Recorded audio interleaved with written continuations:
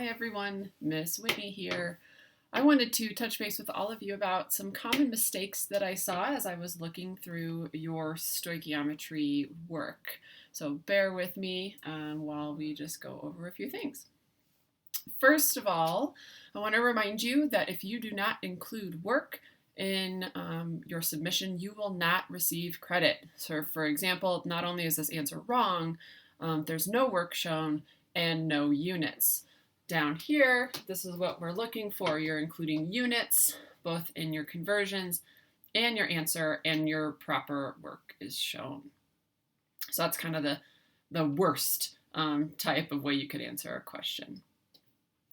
Next up is not setting the problem up or setting it up improperly.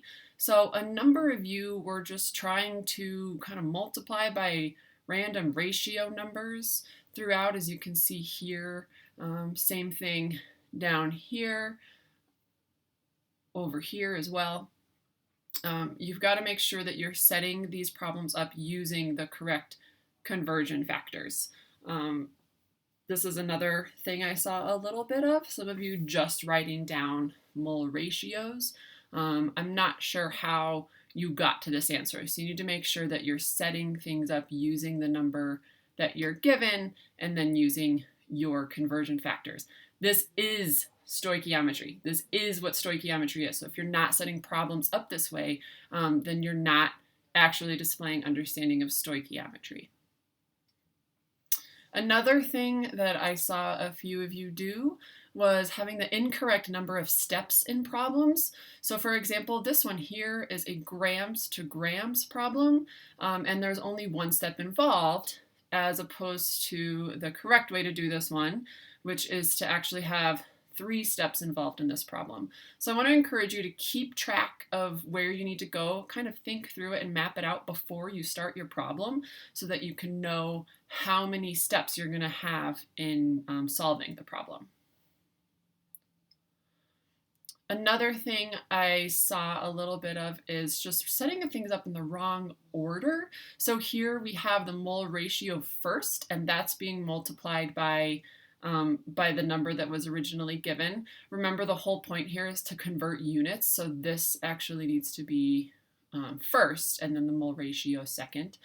Another thing I saw a decent amount of was students, and I understand why, but students not including the whole unit with their conversions. I don't know if this is grams of O2, moles of O2, liters of O2, molecules of O2. It could be a lot of different things. So you've got to put your units here. This is probably moles to moles, but you need to be including that in your units because the whole point is to be changing your units. And so if you're not including those fully in your conversions, then I don't know exactly what you're converting to. So like you see down here, this student, I know it's a lot of writing, but this student included every single unit to show that they know why they're putting these steps that they are in. Another huge thing that I saw, and I actually didn't take off for this today, but note that on assessments, this is something that you will have partial points taken off for, is the number of significant figures. So go back and review those if you need to. This one, even though they have the correct number of sig figs in their answer, this is kind of a weird case. They included decimal places with the mole ratio. Mole ratios are always going to be whole numbers. Down here is what I saw a lot of.